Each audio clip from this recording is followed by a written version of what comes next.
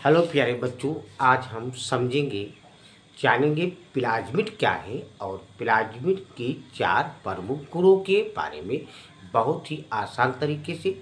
देरी न करते हुए आइए प्यारे बच्चों, देखो और समझो। तो पहले हम प्लाज्मिड के बारे में समझते हैं कि प्लाज्मिड क्या होता है। तो प्लाज्मिड जैसे कोई जीवाणु होता है जिसको हम बैक्टीरिया भी बोलते हैं, तो उसमें जो गुणसूत्र होते हैं यानी क्रोमोसोम्स होते हैं, तो कुछ अतिरिक्त यानी गुणसूत्र होते हैं, क्रोमोसोम्स होते हैं, जिनका आकार जो होता है यानी दिखने में वो गोल होते हैं और किसी दूसरी यानी कोशिका में जाकर के यानी द्विगुणन की क्षमता रखते हैं यानी ताकत रखते हैं। तो ऐसे गुणसूत्रों को प्यारे बच्चों प्लाज्मिड कहते हैं। तो ये तो प्लाज्मिड हो गया। अब प्लाज्मिड के यानी 4 प्रमुख उपयोग आसान तरीके से वन लास्ट तक देखिए। पहला है स्वतंत्र यानी प्रतिकृत। स्वतंत्र आप जानते हैं कि स्वतंत्र जैसे आज़ाद, फ्री। तो ये आज़ाद क्यों होता है? क्योंकि प्लाज्मिड अपनी अपनी प्रतिकृत यानी कॉपी बनाने के लिए नियंत्रण डीएनए के यानी बिना स्वतंत्र रूप से कर सकते हैं। यानी कॉपी को प्लाज्मिड अपनी अपनी प्रतिकृत अपनी अपनी कॉपी यानी गुणसूत्र नियंत्रण डीएनए के बिना स्वतंत्र रूप से कर सकते हैं। ये हमारा पहला स्वतंत्र प्रतिकृत। दूसरा है प्यारे बच्चों एंटीबायोटिक यानी प्रतिरोध।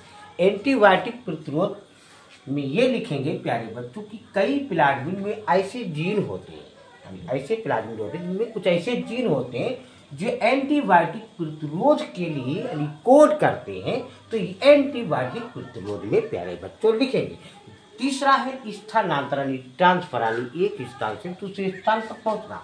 तो प्लाज्मिड यानी संवरण की जो प्रक्रिया होती है, संवरण की प्रक्रिया के माध्यम से एक बैक्टीरिया से दूसरे में स्थानांतरित हो जाते हैं, इसीलिए इसको स्थानांतरण बोलते हैं।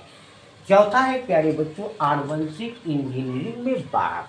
आनुवंशिक इंजीनियरिंग में वाहक का अर्थ हुआ कि प्लाज्मिड का उपयोग विदेशी जीन का अर्थ होता है, जैसे कोई जीन निकाल करके यानी उसको दूसरे में यानी किसी कोशिका से निकाल करके या किसी बैक्टीरिया से निकाल करके किसी दूसरे में पहुंचाना, उसी को बोलते हैं विदेशी जीन। विदेशी का मतलब दूसरे से लिया फिर दूसरे में पहुंचाया, एक के लिए दूसरे में पहुंचाया, उसी को बोलते हैं विदेशी।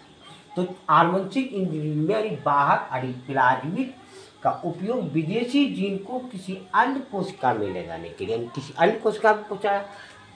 एक वाहक जिसको वेक्टर बोलते हैं, वेक्टर के रूप में प्रयोग किया जाता है, जिससे क्या होता है क्लोनिंग तथा हेरफेर संभव होता है। प्यारे बच्चों ये है प्लाज्मिड और प्लाज्मिड के 4 प्रमुख उपयोग।